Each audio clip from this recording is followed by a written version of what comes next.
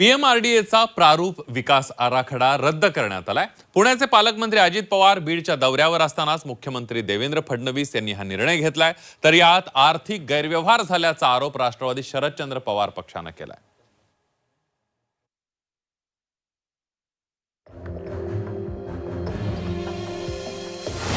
PMRDA प्रारूप विकास आराखडा रद्द।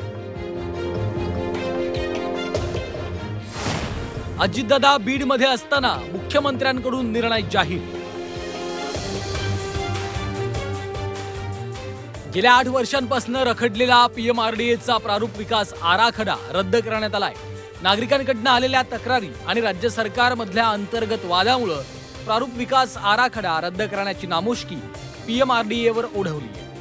विशेष म्हणजे पुण्याचे पालकमंत्री अजित पवार हे बीडच्या दौऱ्यावर असतानाच मुख्यमंत्री देवेंद्र फडणवीसांनी मुंबईमध्ये हा निर्णय घेतलाय। विकास आराखड्यात पुणे जिल्ह्यातील 814 गावांचा समावेश आहे। 2 ऑगस्ट 2021 ला प्रारूप विकास आराखडा प्रसिद्ध झाला।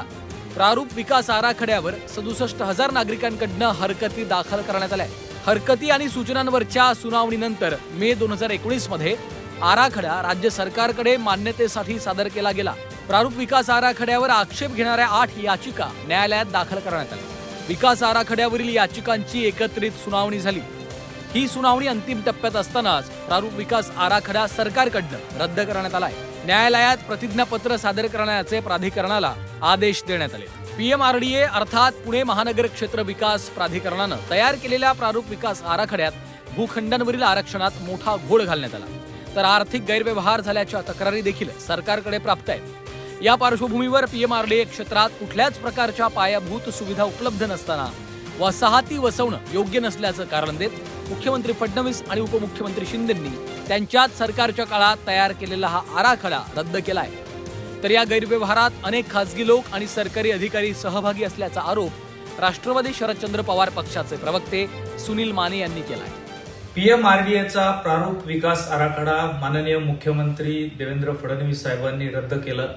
त्याबद्दल खरं तर त्यांचं मनापासून अभिनंदन करायला पाहिजे, कारण या विकास आराखड्यात खूप प्रमाणात गैरप्रकार झालेत अशी आमची माहिती होती। मुंबईवरून काही 2 खासगी लोक पुण्यात येऊन ह्या विकास आराखड्यात आरक्षण टाकत होते। काही अधिकाऱ्यांनी याच्यात भूमिका बजावली। आमची मागणी आहे या सगळ्या गैरप्रकाराची सीबीआय आणि ईडी, कारण यात आर्थिक व्यवहारही मोठा आहे, कॅश ट्रान्झॅक्शन पासून चेकने पैसे घेतलेत अशी आमची माहिती आहे। या सगळ्या प्रकरणाची ईडी आणि सीबीआयने माननीय मुख्यमंत्र्यांनी चौकशी केली पाहिजे। मुख्यमंत्री फडणवीसांनी हा आराखडा रद्द केलाय, त्यामुळे हा आराखडा आता नव्यानं तयार करावा लागणार आहे। त्याही पेक्षा प्रारूप विकास आराखड्याबाबत सत्ताधाऱ्यांमध्ये सुरू असलेली सुंदोपसुंदी, त्याचप्रमाणे कथित आर्थिक देवाणघेवाणीची पुन्हा एकदा चर्चा सुरू झाली आहे। पुण्याहून अरुण मेहत्रेसह ब्युरो रिपोर्ट, झी 24 तास, मुंबई।